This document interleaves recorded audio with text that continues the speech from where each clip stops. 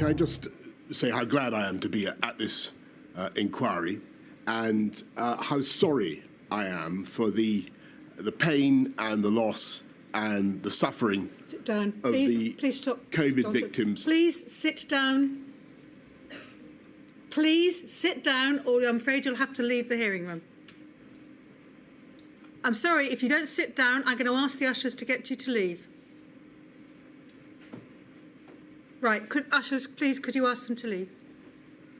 Could I say, by your leave, that I understand the feelings of these victims and their families, and I am deeply sorry for the pain and the loss and the suffering of those victims and their families. In that period, January really to the end of February, towards the end of February, COVID was pretty much like a cloud on the horizon, no bigger than a man's hand, and you didn't know whether it was going to turn into a typhoon or not.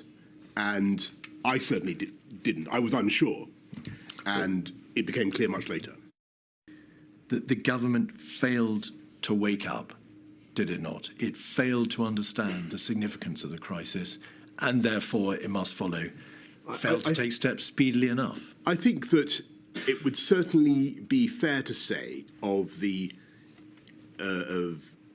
me, the entire Whitehall establishment, scientific community included, our advisors included, that we underestimated the scale and the pace of the challenge. If we had collectively stopped to think about the mathematical implications of some of the forecasts that were being made, and we believed them, we might have operated differently. The problem was that I don't think we attached enough credence to those forecasts. And you know, of course, that a great deal of evidence has been given to Milady about. I do understand emotions are running very high. I do, and I think it's most unfortunate when I have to ask people to leave. But we have to ensure that this hearing is effective, and it's got to be effective not just for people in this hearing room, but for people watching on the online streaming. So please make sure your behaviour is appropriate to a public hearing of a statutory inquiry.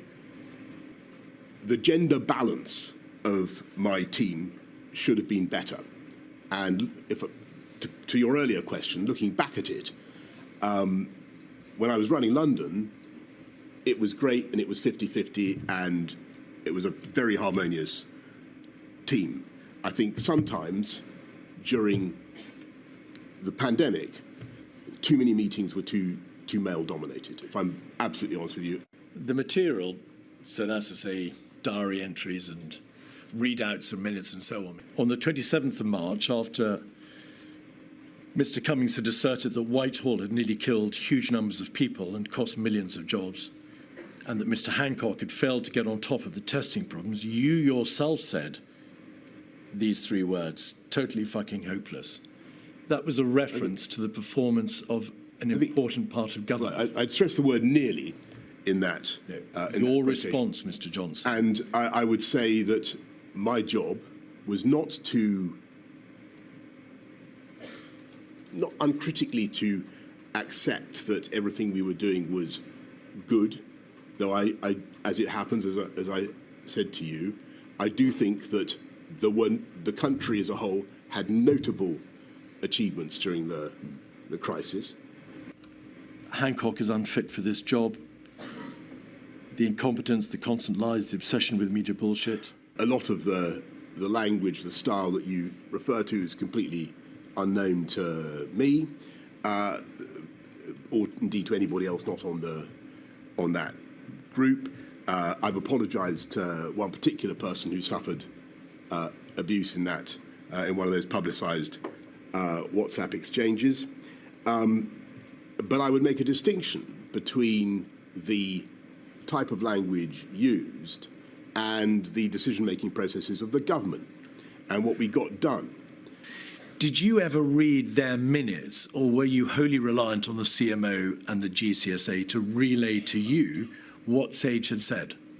I think I think I did once or twice look at or maybe more than that. I looked at what Sage had actually said, and Sage certainly produced a lot of documentation. We need a briefing on corona tomorrow. Chief scientist told me today it's probably out of control now and will sweep the world. How could there have been a need for a COBRA every week for 5 weeks in relation to an issue that didn't require your direct involvement as the Prime Minister? I think for the reason you've given, which is that a COBRA is a regular occurrence in government when there's something that a particular government department is leading on. In this case, it was health. The possibility of a coronavirus pandemic, which was only declared by the WHO on the 12th of March, was not something that had yet been, it hadn't really broken upon the political world, certainly in my consciousness, as something of real potential, a real potential national disaster.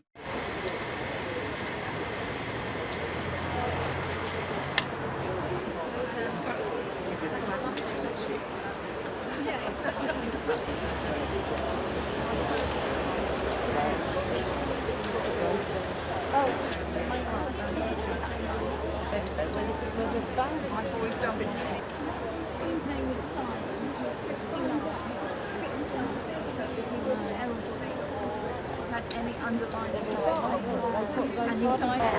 I paid £20 for 100 laminating.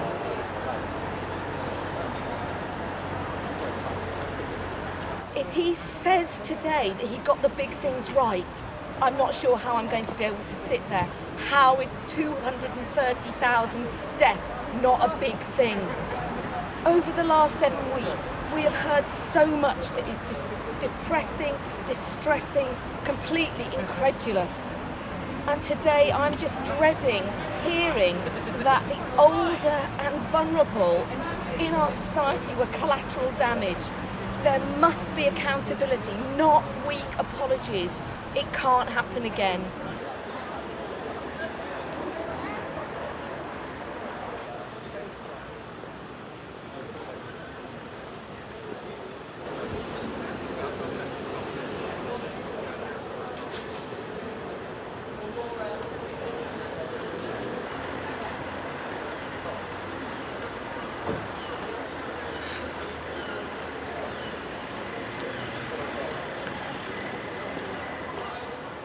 I just want answers. I want to know why this has happened, why he didn't learn from the mistakes of the first wave, why he didn't lock down sooner, and why my mum died when she didn't need to. I'm going to be without my parents this Christmas, and if we don't learn lessons, there's going to be other families in the future who will suffer from government ineptitude.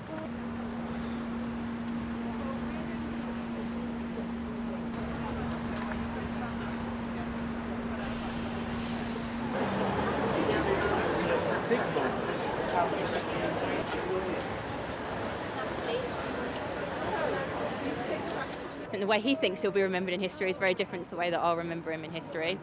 I think that he's been responsible for the highest death toll that this country's seen since the Second World War, and that he needs to stand up and take some responsibility and accountability for what he's done, rather than lying through his teeth. I mean, he hasn't even had the decency to come and see us today. He snuck in first thing this morning because he didn't want to face bereaved families, and I think that says all you can say about Boris Johnson. He'll be remembered as a Prime Minister who presided over one of the greatest peacetime tragedies of all times in the world. And I mean, he's a disgraced Prime Minister, ex-Prime Minister, so I think his legacy speaks for itself.